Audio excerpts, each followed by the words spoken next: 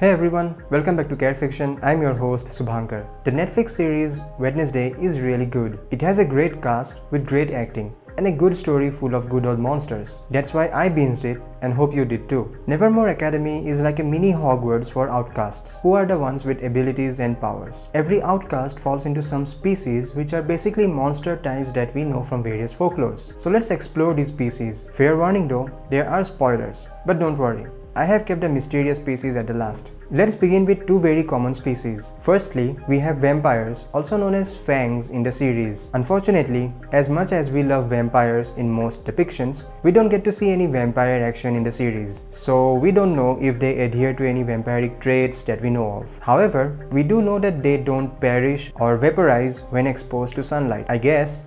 And probably from what Enid said, they also live a very long life. Up next, werewolves, also known as furs. We see some common traits from folklore in the werewolves of Nevermore Academy. They have sharp and big claws. They also fully transform into a werewolf under full moon, also called wolfing out, and they have super strength. But there is another weird thing that can be found among the werewolves of Nevermore Academy, and that is of social nature. You see, when the human forms cannot wolf out or transformed, they are ostracized and left alone. That means they cannot be part of a wolf pack or hang out with other werewolves. But as a remedy to that, they have lycanthropy conversion camps, where they are transformed. Moving on to the little less common species from folklore, we have the psychics. Wednesday Addams, one of my favorite characters recently, falls under this category. Psychics are shown to have a broad range of powers. Some, like Wednesday, has clairvoyance or visions of things that have happened or are about to happen. These visions seem to have triggered when the person touches any other person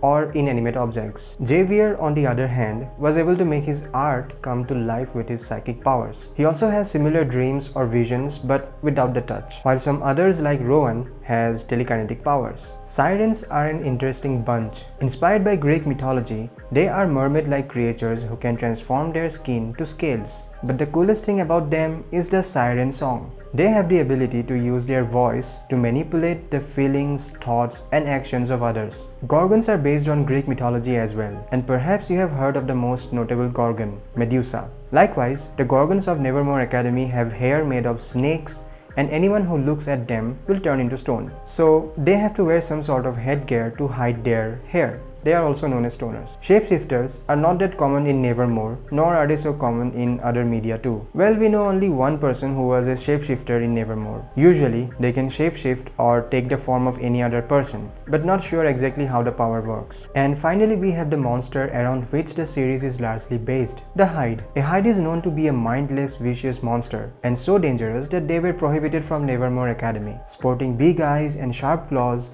Hydes can be transformed after a traumatic event or triggered through hypnosis or chemically induced transformations. It is unknown how strong they are, but as strong as a werewolf. They also have a deep connection with a master, someone who brought about the transformation. So those were the outcast species from the Nevermore Academy. Let me know if I have missed any other species and comment your favorite one too. Thank you for watching this video and see you soon.